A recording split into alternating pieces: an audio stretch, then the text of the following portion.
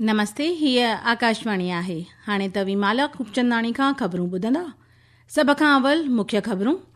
प्रधानमंत्री नरेंद्र मोदीअ चयो त आयुष्मान भारत योजना ऐं आरोग्य मंदिर ज़रिए मुल्क जे ॻोठाणनि इलाक़नि में सिहत शेवाउनि जो विस्तार थी रहियो आहे। भारत ओलह एशिया में चिकताण घटाइण जे लाइ ॻाल्हि ॿोल ऐं सिफ़ारतकारीअ जो रस्तो इख़्तियार करण जो सॾु ॾिनो आहे।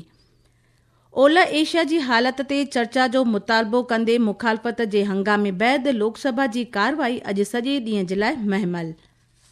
ईरान सां गॾु अमेरिका इज़राइल संघर्ष तेज़ थियण सां कचे तेल जी वधंदड़ क़ीमतुनि ते चर्चा करण वास्ते G7 मुल्कनि अॼु हिकु इमरजेंसी बैठक कोठाई आहे ऐं हैदराबाद में FIH विश्व कप महिला हॉकी क्वालिफायर मैच में अॼु भारत जो मुक़ाबिलो स्कॉटलैंड सां। हाणे ख़बरूं तफ़सीलवार ॿुधंदा। प्रधानमंत्री नरेंद्र मोदीअ चयो आहे त गुज़िरियल कुझु सालनि में भारत जो सिहत ढांचो वधीक मज़बूत थियो आहे।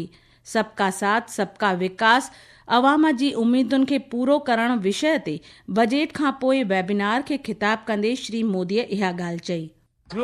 भारत आज प्रिवेंटिव और होलिस्टिक हेल्थ के लिए एक विशाल विजन पर काम कर रहा है। पिछले कुछ वर्षों में देश का हेल्थ इंफ्रास्ट्रक्चर मजबूत हुआ है। सैकड़ों जिलों में नए नए मेडिकल कॉलेज खुल गए हैं। आयुष्मान भारत योजना आरोग्य मंदिरों के माध्यम से स्वास्थ्य सेवाओं की पहुंच गांव-गांव तक बढ़ाई गई है। प्रधानमंत्री मोदीअ चयो त अवाम जी उम्मीदुनि खे पूरो करण महज़ चर्चा जो विषय कोन्हे, बल्कि इहो बजट जो आधार ऐं सरकार जी कौलबत्ता आहे। सार संभाल अर्थव्यवस्था जी वधाउ ते ज़ोर ॾींदे श्री मोदीअ चयो त केयर गिवर्स जी वधंदड़ आलमी घुर्ज मुल्क जे लखें नौजवाननि जे लाइ हुनर ते आधारित रोज़गार जा नवां मौक़ा पैदा करे रही आहे। अहम विषय जिसका मैं जिक्र करना चाहूंगा वो है केयर इकोनॉमी। आने वाले दशक में देश में सीनियर सिटीजन्स की संख्या तेजी से बढ़ेगी। इसके अलावा आज वर्तमान में दुनिया के कई देशों में केयर गिवर्स की भारी मांग है। इसलिए अब हेल्थ सेक्टर में लाखों युवाओं के लिए नई स्किल आधारित रोजगार के नए अवसर तैयार हो रहे हैं। प्रधानमंत्री विज्ञान तकनीक इंजीनियरिंग ऐं हिसाब किताब जे खितनि में औरतुनि जे वधंदड़ तादाद ते फ़खुर ज़ाहिर कयो। श्री मोदीअ आईंदह जी टेक्नोलॉजियुनि में धीअरुनि जे लाइ बराबर मौक़नि जी ख़ातिरी करण वारी सरकार जी कौलबत्ता खे दोहरायो।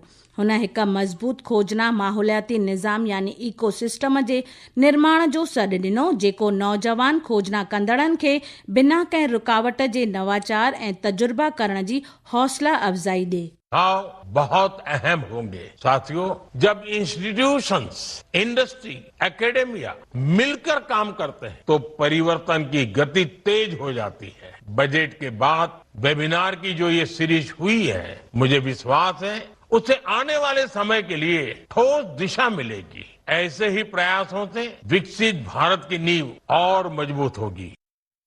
ओलह एशिया जी सूरत हाल ते बहस जो मुतालबो कंदे मुखालफ़ती धुरियुनि जे हंगामे बैदि लोकसभा जी कार्रवाई अॼु सॼे ॾींहं जे लाइ महमल कई वई। ॿी महमलीअ बैदि मंझंदि जो 3 बजे ऐवान जी कार्रवाई ॿीहर शुरू थियण ते presiding officer Jagdambika Paul Congress member Mohammad Javed खे लोकसभा स्पीकर ओम बिरला खे हटाइण वाबस्ता तजवीज़ पेश करण जे लाइ चयो। पर Congress, TMC, DMK, Samajwadi party ऐं ॿियनि धुरियुनि जा मुखालफ़ती मेंबर ओलह एशिया जी हालत ते चर्चा जी घुर कंदे हाउस जे विचो विच अची विया। श्री पॉल चयो त विदेश मंत्री डॉक्टर S जयशंकर 2 कलाक दौरान ओलह एशिया जी सूरत हाल ते पहिरियों ई बयानु ॾेई चुको आहे ऐं इन विषय ते बहस जी इजाज़त नथी ॾेई सघिजे। स्पीकर विरोध कंदड़ मेंबरनि खे पंहिंजी जाइ ते वापसि वञण ऐं हाउस जी कार्रवाई खे साज़गार माहौल हेठि हलाइण जो अर्ज़ु कयो। मुखालफ़ती मेंबरनि जो शोरगुल जारी रहण सबबि स्पीकर हाउस जी कार्रवाई सुभाणे सुबुह जो 11 बजे ताईं महमल कई। इन खां अॻु लोकसभा ऐं राज्यसभा में अॼु भारतीय क्रिकेट टीम खे ICC पुरुष T20 वर्ल्ड कप जो ख़िताब खटण ते मणे मुबारकूं ॾिनियूं वयूं।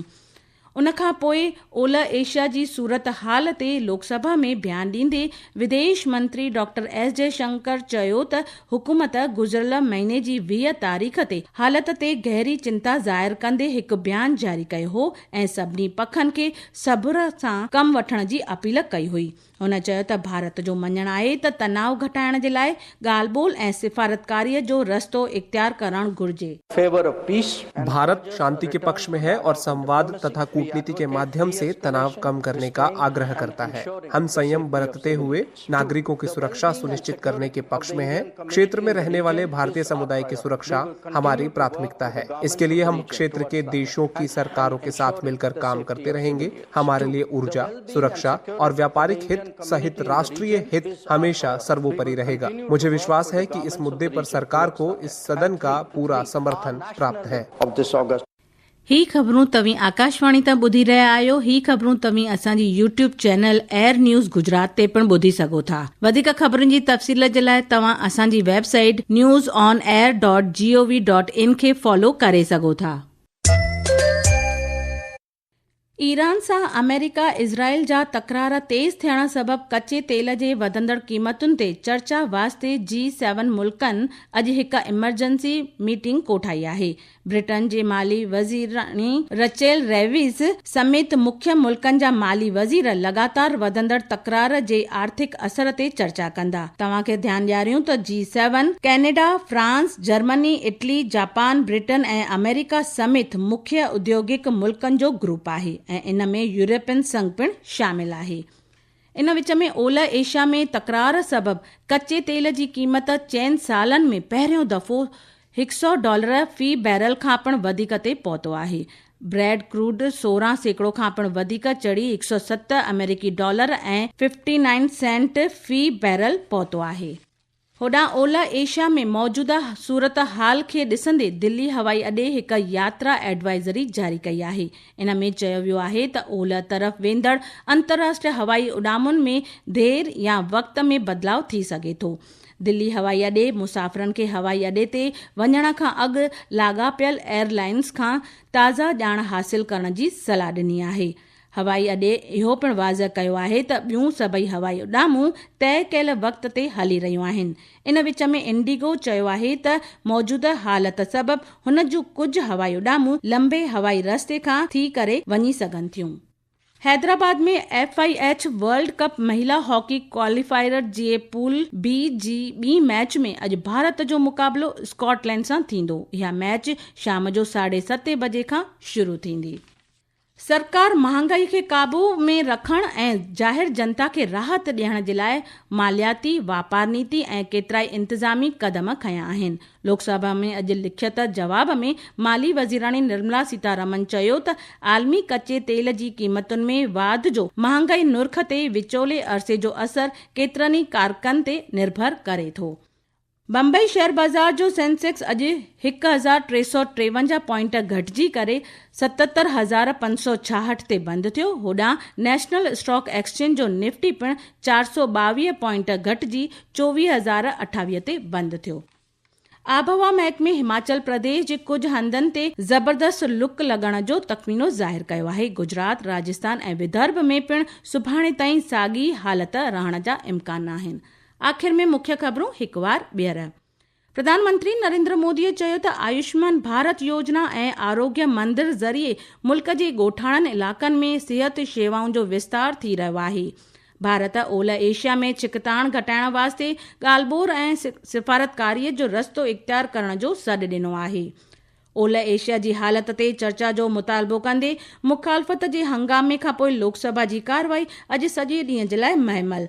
ईरान सां गॾु अमेरिका इज़राइल संघर्ष तेज़ थियण सां कचे तेल जी वधंदड़ क़ीमतुनि ते चर्चा करण जे लाइ G7 मुल्कनि अॼु हिकु इमरजेंसी बैठक कोठाई आहे। इते ख़बरूं पूरियूं थियूं। नमस्ते।